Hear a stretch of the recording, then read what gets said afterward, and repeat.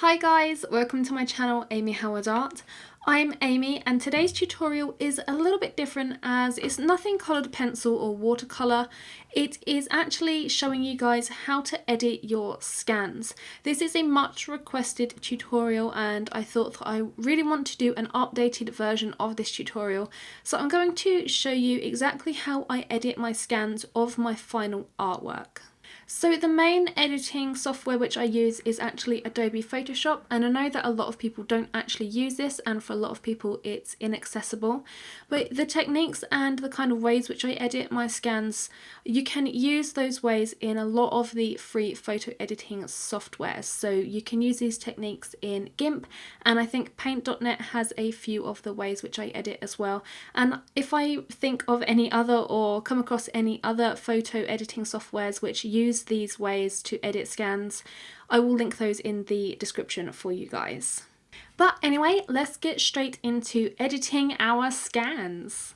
Okay, so the first thing which I need to explain to you guys is exactly how I have set my scanner.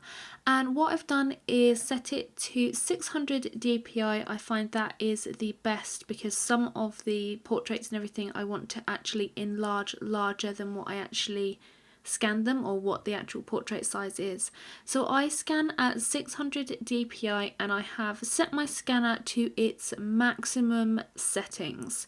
So I can kind of control the scan quality. I think it's got 5 different variations. I can have like super quality, I can just have good quality, normal, and then bad and that kind of thing. So I've set mine to super or excellent quality, I think mine is, and I've got that 600 dpi and I've got full color mode enabled, and then I've just pressed scan and then I've ended up with this image here.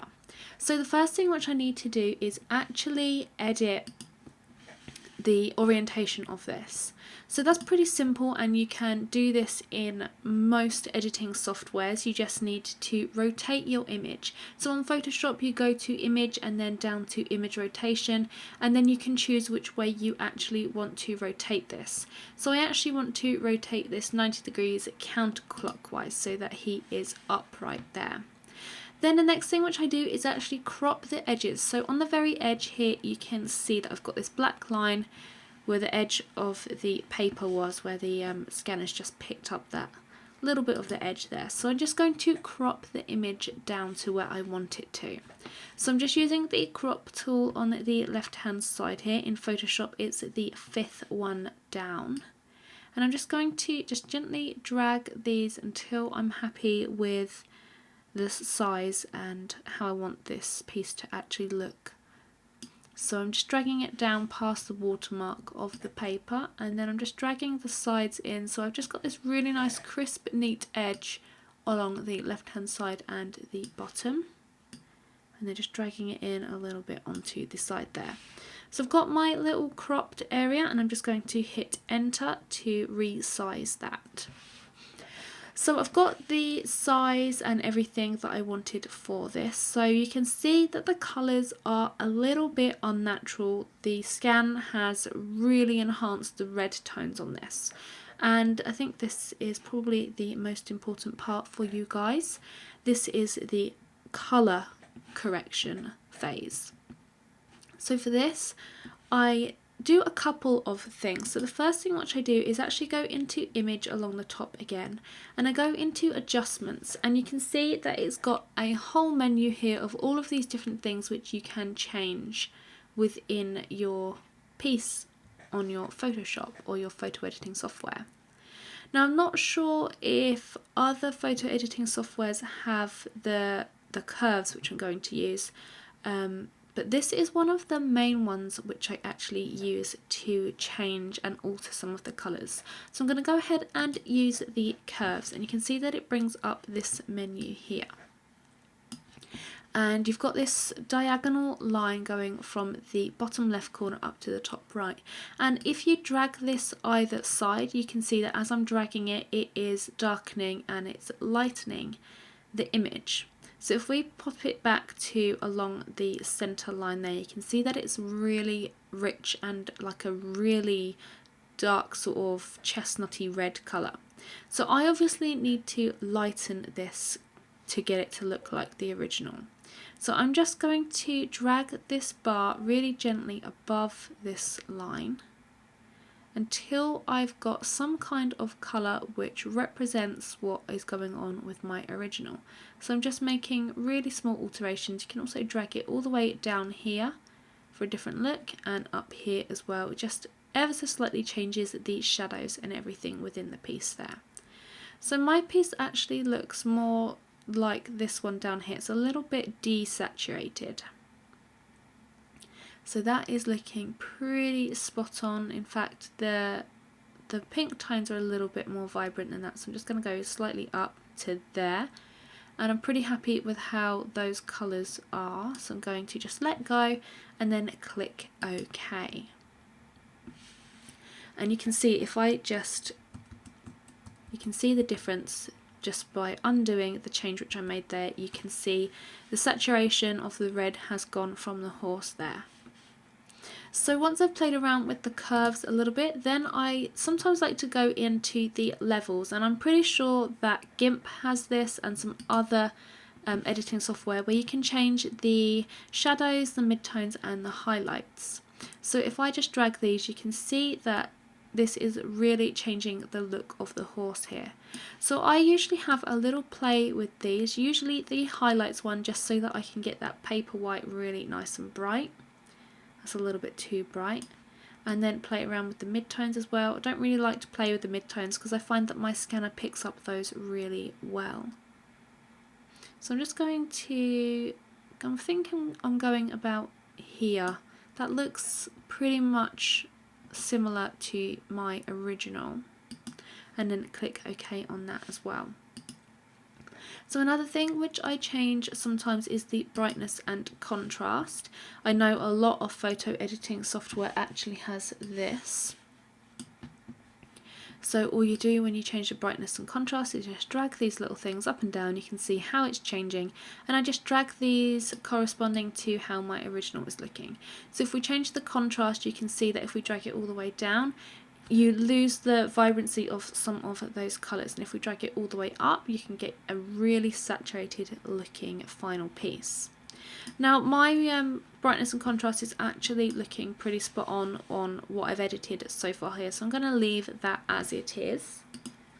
And some of the other things which I change are the hue and the saturation, and I know that GIMP has this as well. And you can change the overall tone of your portrait. So if it's looking a little bit too red, what you can do is drag the slider down so you can increase it more towards the blue tone, so you've got some more orange tones. And if you slide this all the way along, obviously as you slide it further down you get some really unnatural looking colours. You can see actually looks pretty good in a cyan colour there, and if we drag it all the way up here you again get some really unnatural colours. So where it's sitting in the middle, if you just drag it 1 or 2 degrees left or right, then you can just decrease the red or increase the green until you get a tone that you are happy with. So mine is there at the moment, and I'm just going to just decrease the red 2 notches so it's a little bit more orange, and that is looking pretty spot on to me. So again, I'm just going to show you that you can also increase and decrease the saturation. So if your colours are a little bit more vibrant and popping a little bit more, then you want to increase the saturation. But if you want to tone that down, then obviously you decrease that saturation. So you can go all the way down so you get a nice black and white image, and you go all the way up so you've got this really kind of really horrible looking image there. But mine was fine on that. Now on Photoshop as well, you can also change the lightness. So if you drag that all the way down, it goes completely black, and if you drag it all the way up, you get completely white. And you can play around with this to just again alter the brightness. It's pretty much the same as the brightness level there. So I'm happy with how that's looking, and I'm just going to click OK for that as well. So if it's still not really looking like the original, what I would do is play around with the colour balance, and this is a more sort of in-depth version of the hue, so you can really change the reds and the blues. So you can see as you're just sliding that along, you can really change those. You can change the levels of green and the magenta in there as well, and the yellow and the blue as well, so you can really play around with those until you get to what you want. And if you're on Photoshop, you can see the tone balance. So if you see you set it to the shadows, then you alter these, it will just change the colours and the tones of the shadow areas within that portrait. And if you go to the highlights, then it will just change the really light parts of that. So you can see that it's kind of changing the white paper colour and a few of the white highlights and everything within the horse there. But my tones were okay on mine, so I'm just going to leave that as it is. And that's pretty much the process of editing the scan.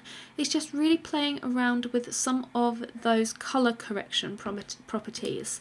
So you can see there's a whole load that you can actually go through, and the best advice that I could actually give you is to, whatever photo editing software you're using, is to go through your colour properties, your colour adjustments, and have a play with them and just see what effect you can get by changing them up. And it's a good idea to change one and then move on to another one and see if that alters and gives you a more realistic representation of what your original is like. So that's how I colour correct it, and that is matching the original. And obviously different screens show different colours, so it's a really good idea to calibrate your screen to what you are actually seeing, and there are loads of tutorials on how you can calibrate your screen, but the best way to do it is to turn off the lights and sort of unnatural lights in your room. Use your computer in the conditions that you would usually use it, and then go into your monitor settings and set up the contrast and the gamma and everything to match what you're seeing on your original to what you've edited. That's the best way to do it. You need to really calibrate your screen. I'm not really too versed in explaining that kind of thing, but if you want to calibrate your screen, go ahead and look at some tutorials on how to do that, because that is really essential, especially if you are making your own prints as well. So the only other thing that I need to do is just go around and clean up the paper. So to do that, I just use the eraser tool or the paintbrush tool, but mainly just the eraser, because the paper is pretty white. It's exactly how it is on the original. So if we go through, oh, that's green. If we go through and use the eraser and just erase my signature on the bottom there, you can change the size of the eraser brush as well, and you can get rid of all of the little black marks within your scan and really clean it up. So I'm just getting rid of a few of those marks, and I find that if you invert the image to this, it's much easier to see the sort of dirt or anything that the scan has picked up or that was floating around on your paper.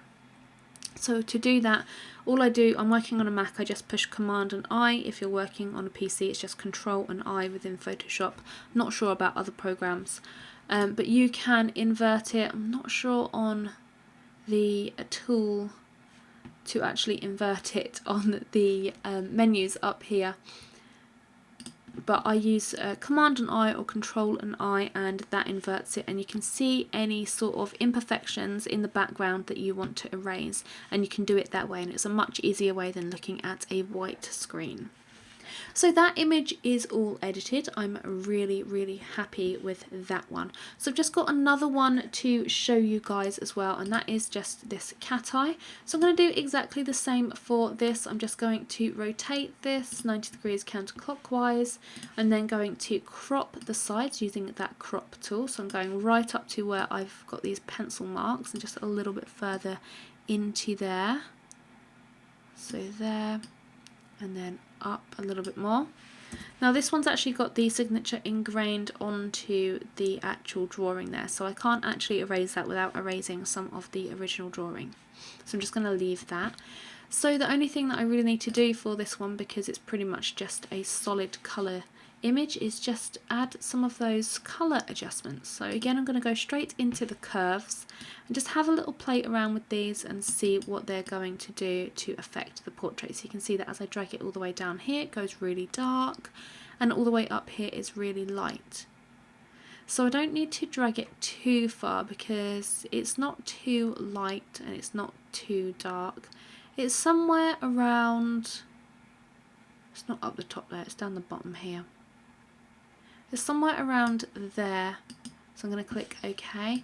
Then I'm going to go into the levels and just have a play with these and just bring, the light ones are fine. It's the mid-tones that I just need to adjust a tiny amount, and the darker tones are fine there as well.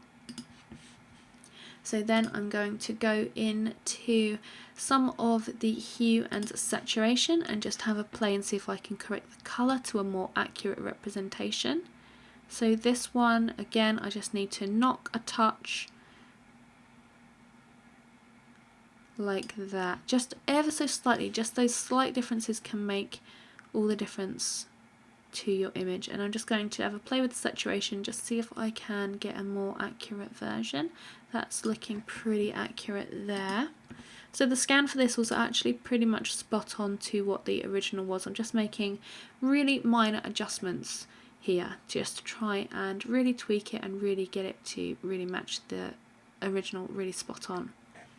So then I can also play around with the colour balance again, and if I just play with this I can alter all of this. So you can adjust all the different colours for the mid-tones, for the shadows, you can change the colours in the shadows.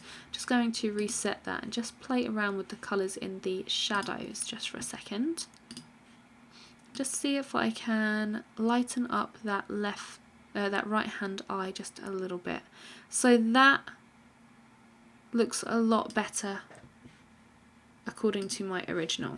So if you just see the difference which I made there, you can see that it's got a really red tone, and I've just made it ever so slightly more blue, and it's just really lightened up this eye a little bit more. And that is pretty much spot on according to my original, so I'm going to leave it there. And that's basically the editing process. As I said, you just want to crop your image, you want to erase any sort of imperfections on the background, and it's all about just playing with the colour corrections that your photo editing software has. So if you're using something other than Photoshop, you might not necessarily have all of the different sort of things that you can change like I have here, but you want to look at the ones that your photo editing software has, and then you want to just have a little play around with them and just see what you can change and what you can improve. So that's basically it. It's really, really simple. It doesn't take a mastermind to be able to edit something to look like an original.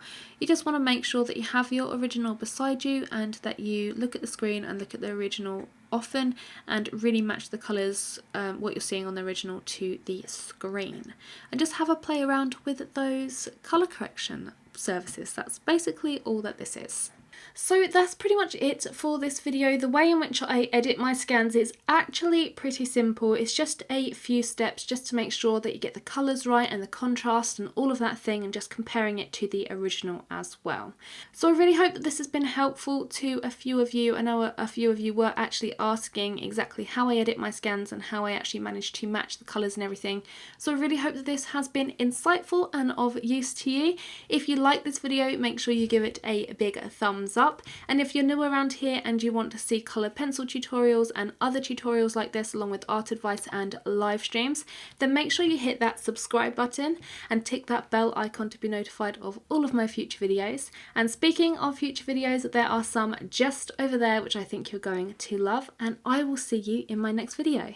Bye!